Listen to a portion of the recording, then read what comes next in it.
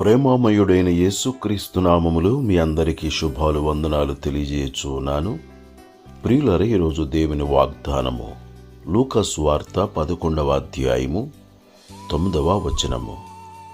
అటువలే మీరును అడుగుడి మీకియ్యబడును, వెదకుడి మీకు దొరుకును, తట్టుడి మీకు తీయబడును.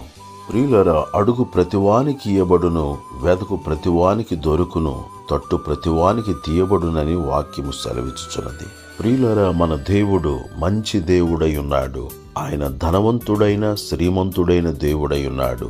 ఒక కుమారుని వలె కుమార్తె వలె పరమతండ్రి అయిన దేవునిని మనము అడుగవలసిన వారిగా ఉన్నాము. ధనవంతుడైన తండ్రిగా, మంచి తండ్రిగా, నిత్యుడగు తండ్రిగా, ప్రతిఫలమిచ్చు తండ్రిగా, కనికరము గల తండ్రిగా, పోషించు తండ్రిగా ఆయన ఉన్నాడు.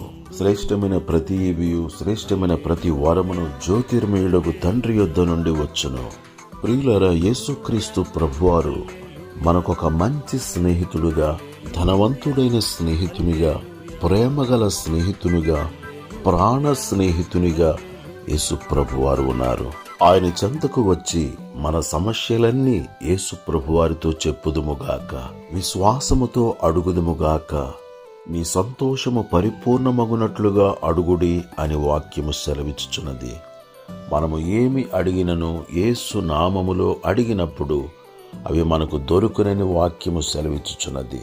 ప్రియులరా, మంచి దేవుడుగా, మంచి తండ్రిగా, మంచి స్నేహితునిగా యేసు ప్రభువారు ఉన్నారు.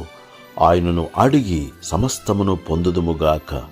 జ్ఞానము లేనివారు జ్ఞానము అడిగి పొందుకొని ఉన్నారు. సంతానము లేనివారు సంతానమును అడిగి పొందుకొని ఉన్నారు. ఆరోగ్యము లేనివారు ఆరోగ్యమును పొందుకొని ఉన్నారు. క్షమించమని అడిగి క్షమాపణ పొందుకొని ఉన్నారు. రక్షణ లేనివారు రక్షణ భాగ్యమును పొందుకొని ఉన్నారు. బుద్ధి జ్ఞాన సర్వ సంపదలు ఆయన యందే గుప్తములై ఉన్నవి గనుక సమస్తమును ఆయనను అడిగి పొందుదుముగాక. దేవుడి మాటలు మన కొరకు దీవించునుగాక. ఆమేన్.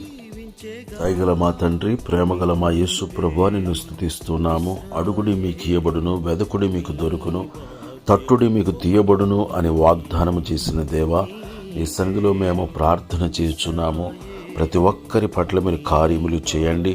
జ్ఞానము లేని వారికి జ్ఞానము దయచేయము, ఆరోగ్యము లేని వారికి ఆరోగ్యము దయచేయము, రక్షణ లేని బిడ్డలకు రక్షణ భాగ్యము కలుగు చేయమని ప్రార్థన చేయుచున్నాను. సంతానము లేని వారికి సంతాన భాగ్యము కలుగు చేయండి. ఉద్యోగములు లేని వారికి మంచి ఉద్యోగములు దయచేయమని ప్రార్థన చేయుచున్నాను.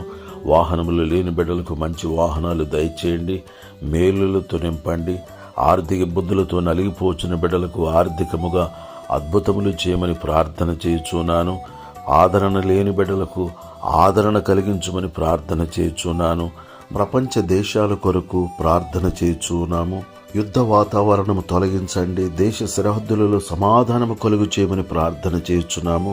యెరూషలేము క్షేమము కొరకు ప్రార్థన చేయుచున్నాము. సార్వత్రిక సంఘము కొరకు, స్థానిక సంఘాల కొరకు, దైవ సేవకుల కొరకు, వారి కుటుంబాల కొరకు, విశ్వాసుల కొరకు, విశ్వాసుల కుటుంబాల కొరకు ప్రార్థన చేయుచున్నాము. వారిని మీరు ఆశీర్వదించుము. మనుషులందరి కొరకు, అధికారులందరి కొరకు ప్రార్థన చేయుచున్నాము.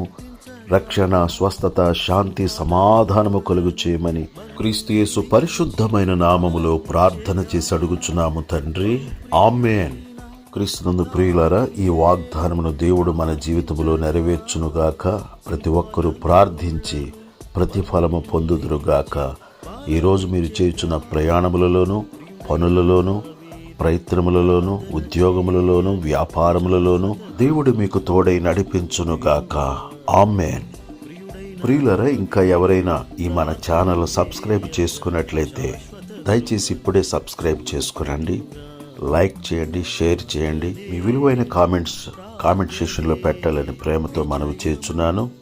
దేవుడు మిమ్ములను, మీ కుటుంబములను సమృద్ధిగా దీవించునుగాక. ఆమేన్.